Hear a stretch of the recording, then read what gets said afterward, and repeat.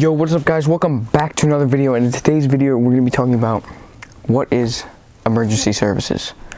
Okay, so basically what emergency services, you'll go on missions and everything like that. So yeah, with its emergency service program, CRAP provides assistance to the U.S. Air Force California Office of Emergency Services and other local, state, and national organizations. CAP missions include airborne and ground-based search and rescue, disaster reliefs, and homeland security.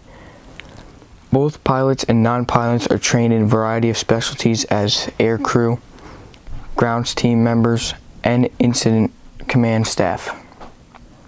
Civil Air Patrol covers several emergency service areas. The principal categories include search and rescue missions, so you go out, you'll search for someone or something, and you'll rescue them, that something or someone. Disaster relief, so let's say there's a hurricane out in California, CAP will help with disaster relief by giving out waters, food, stuff like that. Humanitarian services, not too sure what that is, but yeah, if you want to look it up, go ahead. And United States Air Force support, so really anything that the U.S. Air Force needs help with, needs support with inside of America, and like civilians can help out with, they'll go to CAP to see if there's anything that we could do to help out. So yeah, other services such as Homeland Security and actions against drug trafficking operations are becoming increasingly important. That's probably because drugs are getting a lot bigger. So yeah, that's one reason for them to be getting increasingly important. Civil Air Patrol is well known for its search activities in conjunction with search and rescue (SRA) operations. CAP is involved with approximately 3/4 of all aerial inland SAR missions directed by the United States Air Force Rescue Coordination Center at Tyndall Air Force Base in Florida. Outside of continental United States, CAP directs support the Joint Rescue Coordination Centers in Alaska, Hawaii, and Puerto Rico. So not only in like when you think of United States, unless you live in Alaska or Hawaii, or even Puerto Rico, you're thinking of the 48 states that are connected by one thing.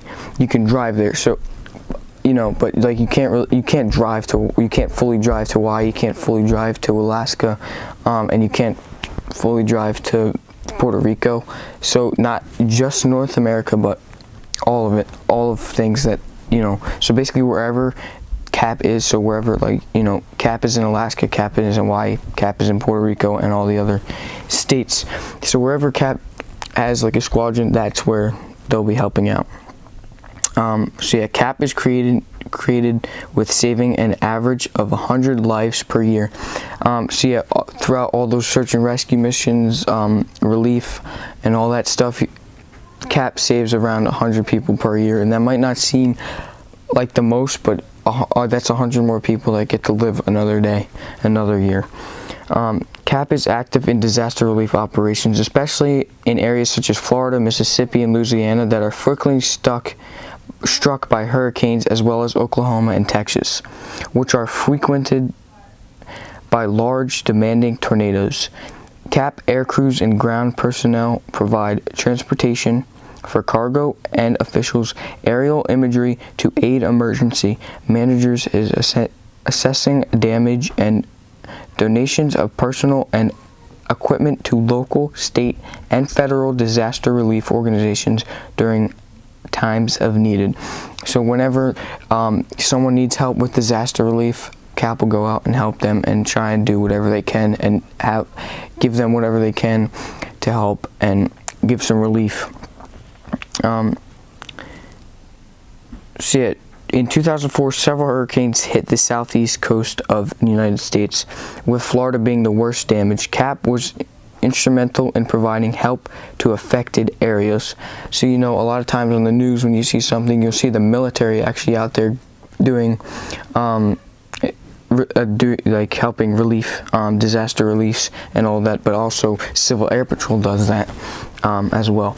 Civil Air Patrol conducts humanitarian service missions, usually in support of Red Cross. So if you don't know what Red Cross is, it's usually just like this foundation trying to help people out.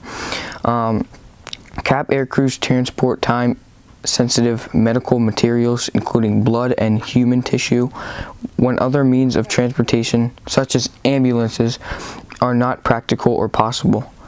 Following the September 11 attacks on the World Trade Center in New York City, when all general aviation was grounded, one of the first planes to fly over the World Trade Center site was CAP aircraft taking photographs. So CAP was trying to take photos of what was going on, and even now you still do that. You go up and you take pictures of the area, and now they're doing this thing with the drones that we just learned about yesterday in the last meeting, about where they'll take the drone, go up, be able to take a picture and look around at anything that's, you know, odd, off, or if they see anything, they'll take a picture, and stuff like that. CAP performs several missions that are not combat related in support of United States Air Force, including damage assessment, transportation of officials, communication support, and low altitude route surveys. So a good thing about CAP is we have Cessnas, so we can go a little bit lower than those big planes and stuff like that. And so yeah, and you can also, CAP will, actually walk. The Air Force won't, probably won't be out there, searching on the ground. They'll be in the air, at most. So yeah, just, we can actually, go on the ground and all that, and be like a little bit lower in altitude if you have to be. So yeah, the CAP fleet is used in training exercises to prepare U.S. Air Force pilots to intercept enemy aircraft over the continental United States. Civil Air Patrol aircraft are flown into restricted airspace where United States Air Force pilots may practice high-speed intercepts. As humanitarian service organization, CAP assists federal, state, and local agencies in preparing for and responding to Homeland Security needs. The Red Cross, Salvation Army, and other civilian agencies frequently ask Civil Air Patrol aircraft to transport vital supplies, including medical technicians, medicine, and other vital supplies. They often rely on CAP to provide airlift and communications for disaster relief operations. CAP also assists in United States Coast Guard and Coast Guard Auxiliary. So Coast Guard Auxiliary is just like, U.S. Air Force Auxiliary Civil Air Patrol. So yeah, that's basically what eServices is. Me personally, I think it actually is pretty cool. If you guys want to check it out, first you have to join CAP, then you have to do, a couple tests, and you'll be ready to join. If you guys would like to see, if I join eServices, I'll make a couple eServices videos if you guys want.